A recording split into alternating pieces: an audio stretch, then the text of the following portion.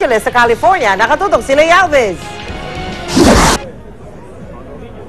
Bata man o matanda, matyagang pumila sa labas ng wildcard gym, masilayan lang ang idolong si Manny Pacquiao.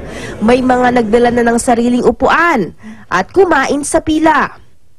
Dahil ibinawal ang mga fans sa loob ng wildcard gym tuwing nag-training si Manny Pacquiao, inilaan ang araw na ito para mapagbigyan ng mga fans na nais magpa-autograph at magpalitrato kasama si Pacman. We're very proud of Manny Pacquiao, so yeah, kailangan na makita natin siya.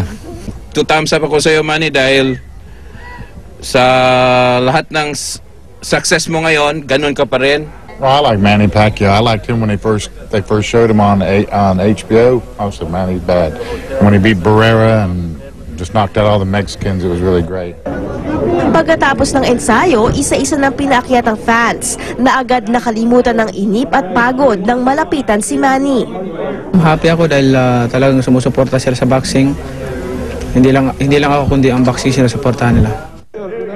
Samantala kung dati ay ayaw magbigay ni Freddie Roach ng forecast na mananakouut ni Pacman si Joshua Clottey. Ngayon na pag-aralan na raw niya na husto si Clottey. Kumbinsido raw siyang knockout ang aabuti nito sa pambansa. Manny will knock him out. Oh, you give that prediction now? Yes. What round? We'll see. I've been studying the tapes of him. He's not that good. Cloudy has no chance. 0. Nauna nang iniulat ng isang boxing website ang pahayag ni Clottey na gigibain niya si Pacquiao. Wala pa raw southpaw o kaliweting boksingerong tumalo sa kanya. Tingnan lang natin sa fight kasi siyempre isang southpaw pa lang naman, dalawang southpaw pa lang nakalaban niya.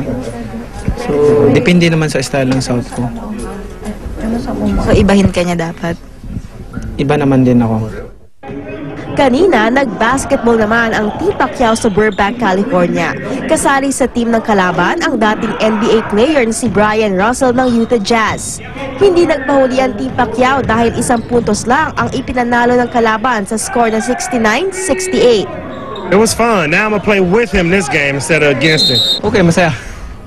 Masaya naman. Enjoy. Mula sa Los Angeles, California, Lay Alves, nakatutok, 24 oras.